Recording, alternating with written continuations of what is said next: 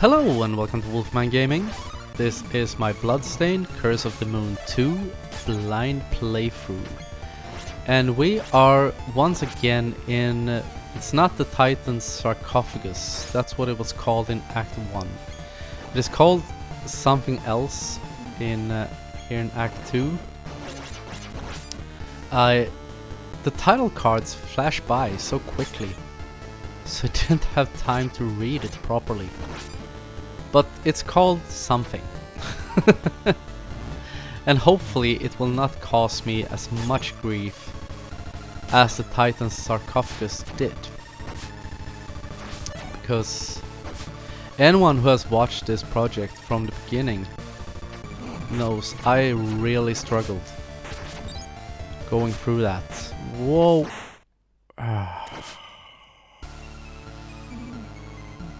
That was some great level A trolling right there.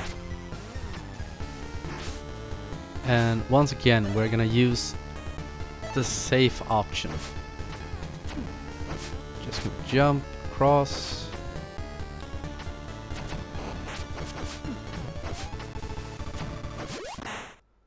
What the hell? Did you see that? It's like he lost traction, or the box went down quicker than Robert did, so I couldn't jump off it. Hardly seems fair, now does it? Shit. Oof, saved it. You know what? I'm gonna admit defeat and just take this upper path. Hopefully we'll get to the checkpoint in so we can be done with this area.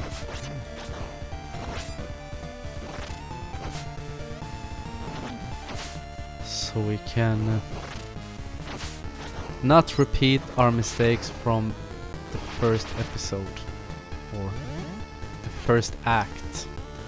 This is the room I would have ended up in had I gotten through.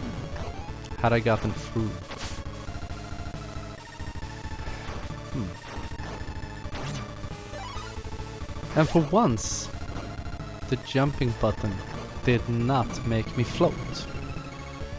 Which is sad, because floating was what I wanted to do. But I guess you can't have it all. Ha!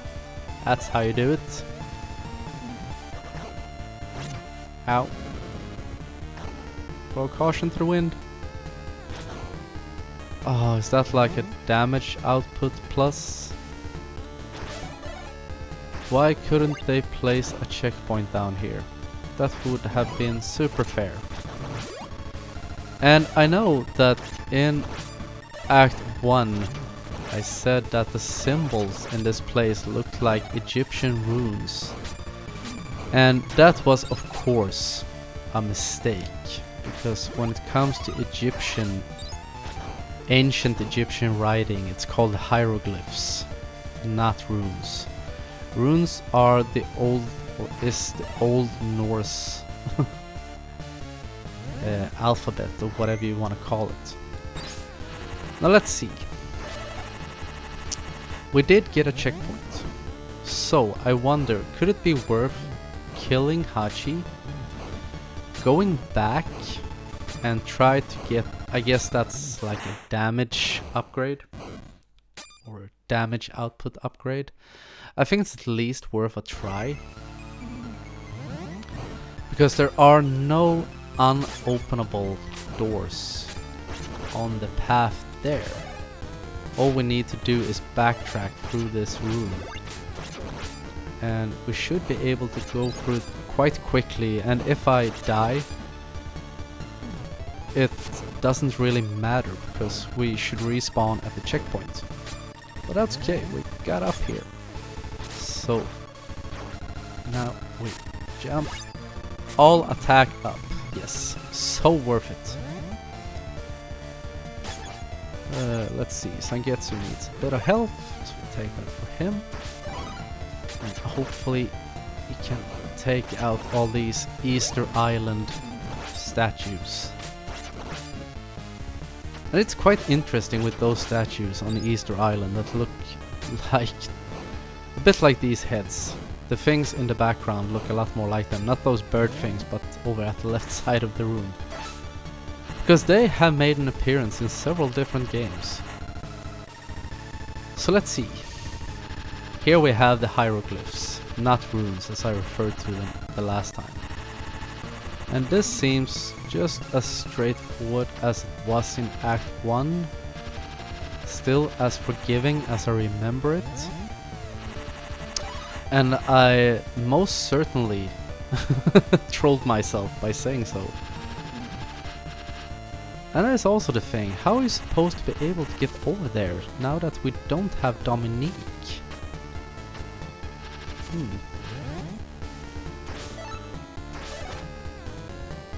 Okay, purple spear. Can we...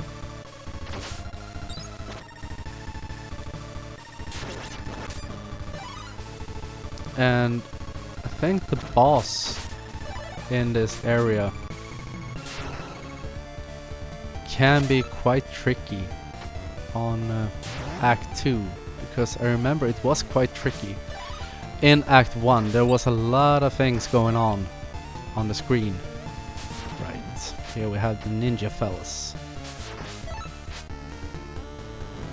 But hopefully we can persevere and prosper in the end. Taking a lot of hits. Can switch over to Hachi.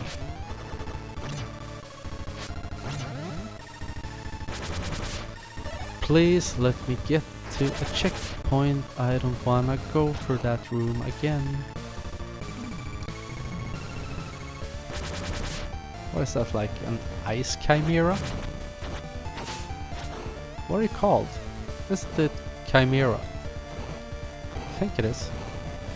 I should know what they're called, since I have played through all the God of War games, and they are an enemy type that show up in most of those games. I think they are from Greek mythology in the beginning, but I'm not gonna swear to it because I'm not 100% sure. And if I recall correctly, the checkpoint should be after this headless samurai thing. Or it looks like a headless samurai, and that statue in the background looks like a samurai as well. Here we're gonna use Robert to crawl through, because I think there are a lot of ninjas here. And those fellas are relentless. We're just gonna run for our lives. And there is still no checkpoint. But we can use the Wimp's Way to beat that enemy. And now there should definitely be a checkpoint. I'm not gonna switch sub-weapons for Robert because the javelins fire upwards. And I remember you have to hit the head of the boss. Yes, there's the checkpoint. And we are so low on health, we're just gonna commit suicide.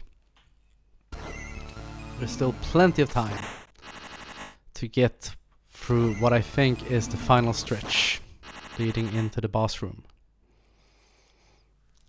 So we start again with a fresh party. Use the fact that Robert has an amazing reach. So let's see, how are we gonna do this? We're gonna take you out of the equation and jump over here. Play this super safe, just like we did last time. Jump over here. Get rid of that thing. Jump. Let's see. Yeah, there is no point in even trying to get up there because we can't, because we don't have Dominique. We are here to, I guess, avenge her death, or at least free her from captivity, because this is a prequel to Ritual of the Night, and she is in a Ritual of the Night. She is quite a central character in that game. So I know for a fact that she doesn't die in this, unless there is a really big inconsistency in this universe. But I don't think so.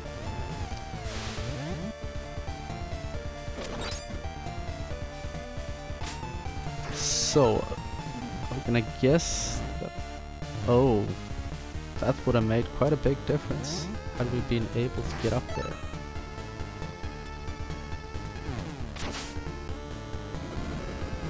Right, I remember this. You have to take down all the little spikes. And I'm not gonna be an idiot. Instead, we're gonna take out all of those. With the fact that Robert has his great sniper reach. Always use platforming to your advantage, and we're gonna do that once again. And plow through all the little spikes. All except for those two. But that's okay, because we can stand on the edge. Took a little bit of a hit, at least it's not like an instant kill. Which it usually always is. In games like this, whenever there are spikes, you can bet your life that's an insta-kill. Makes it so much fun. Because it's not like they are super common in these games either, are they? Oh, yep. Took that hit like a champ.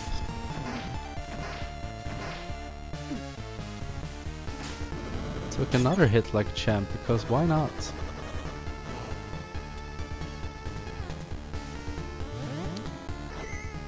Ah, there at least we got the checkpoints. So I'm guessing now we're close to the boss.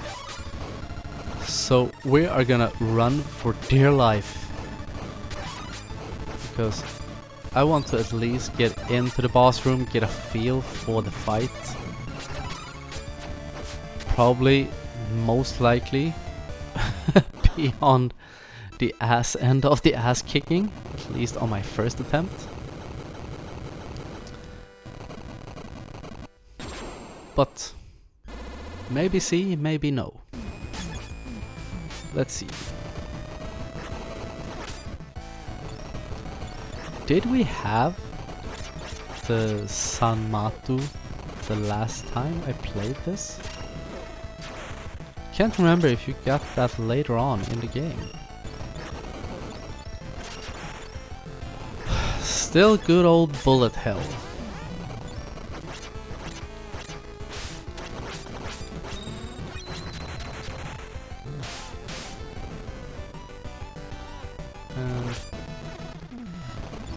Feels like I'm not being able to put in as much damage as I would like, because this boss is not cooperating. But the good thing is we have attack up. We do more damage than we could have. Oh. You can actually stand down here and do shit amounts of damage to the boss. That was not a very viable strategy. Okay. I'll take it. I don't have much say in the matter. But I'm gonna kill off all my little fellas and go in with a fresh perspective. I don't know why I took that heart. That was pure gamer muscle memory going into that. But let's see. We have Sangetsu, and we have Hachi, and we have Robert. So, should I play this super safe? Maybe. Because I want to get as much weapon points as absolutely possible going into the fight. Oh, that was clutch. Beautiful moment.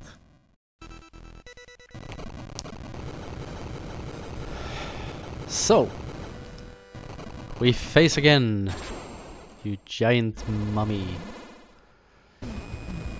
See if we can do better this time.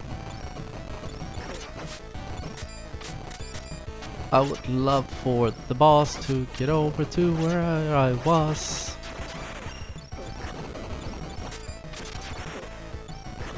There's still a lot of things going on in this fight. Can't believe the amount of stuff that's going on.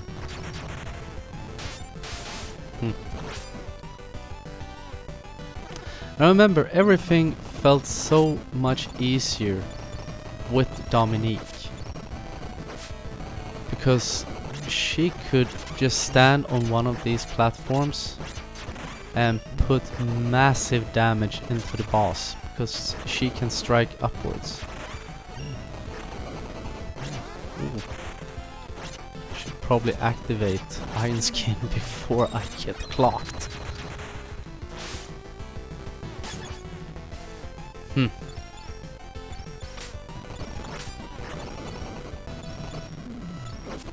And also, I remember her special was that she could like heal mid-fight. I'm probably gonna have to sacrifice Robert, yes. We did get the boss below half health, which is great, and hopefully we can get through this with both Sangetsu and Hachi still alive. Now things are getting really hectic. Hachi is at least at half health. And that and 50 weapon points can get you quite a long way. Unless the boss gets... no, just a little bit more health it seemed. So let's see if we can put an end to that.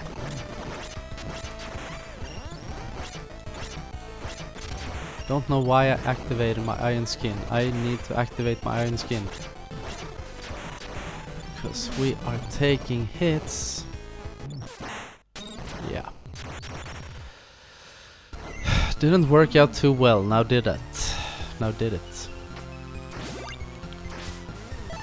But who knows? Sangetsu might be the guy to save the day. Gonna try to be as quick and effective through the run back as possible. I think this boss has a really long run back. Was what I was gonna say. Didn't quite make it all the way. But I'm feeling positive. And now I saw that he gets a lot of health back, so I'm not feeling as positive as I did. Come on.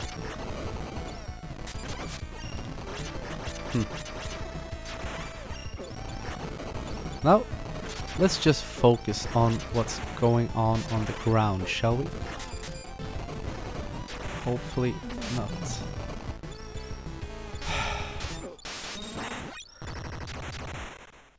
The platforming in that room is surprisingly hard. And I am also gonna end this episode right here. We'll take him on in the next episode. And hopefully we'll do better and defeat him. But until next time, I want to thank you very much for watching. And I will see you again in my next video. So until next time, this is the Wolfman signing off.